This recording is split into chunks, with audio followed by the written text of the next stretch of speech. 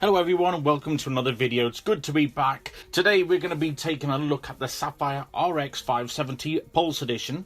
I have heard mixed views about this card, but I decided to get one anyway. Some said it was slow and looked terrible and wouldn't game in 4K, but I think they're wrong.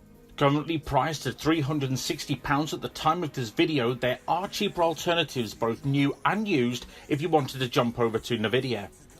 But having the fourth highest clock speed out of the bunch and looking at prices over all of the RX570 graphics cards, it sits perfectly in the middle.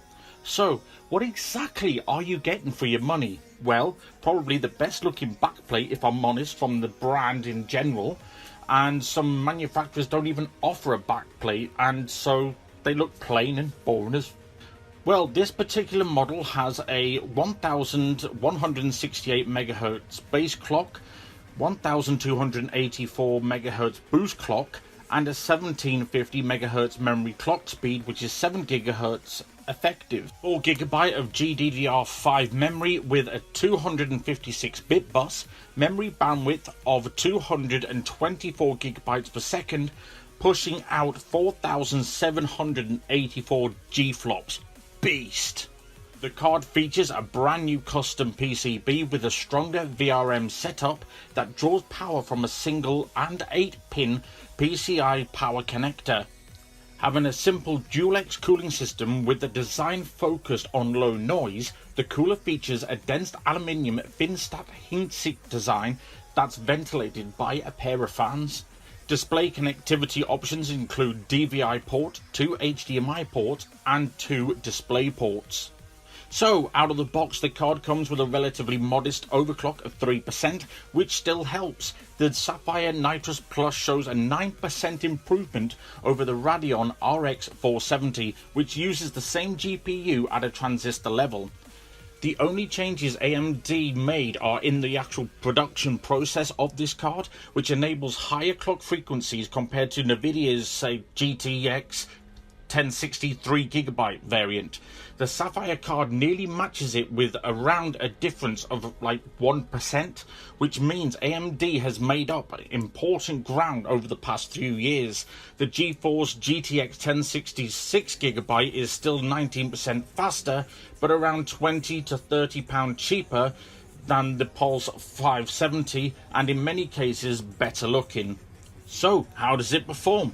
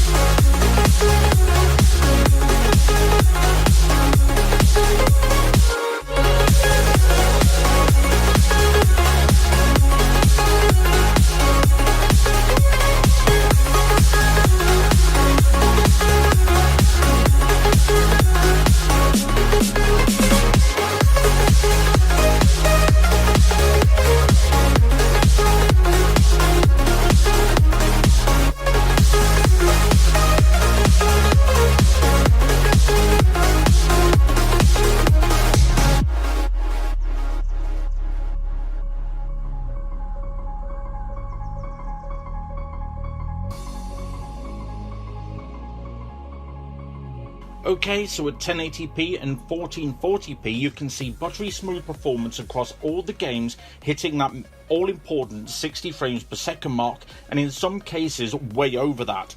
At 4K, however, the 4GB memory does start to hold this card back a little, as we mainly saw in Doom. However, I am still pretty impressed with how this card performs at 4K, considering it wasn't really intended for 4K gaming, and seeing it hit 50 plus frames per second and sometimes over 90 in PUBG in 4K. However, this was with the lowest graphical preset, but it was still very enjoyable to play. So with noise levels of only 31 decibels, which is on par with many GTX 1060 cards, makes for a very quiet PC indeed. But with the performance per watt being way lower than the 1060s by as much as 26% at 4K, 49% roughly at 1440p, and up to a huge 54% at 1080p. But for me, it's all about getting to that silky smooth 60 frames per second with high to ultra presets to make the game look absolutely beautiful, which is very easily achieved at 1440p. However, at a going rate of £250 used off of eBay, I do think there is better value for money out there. For example, the GTX 980 is a stonking card which is coming up real soon to the channel for review, so subscribe if you don't want to miss out, and hopefully I'll see you in the next video. So until then, take care, and I'll see you again soon, my friends. It's been a pleasure as always. Bye for now.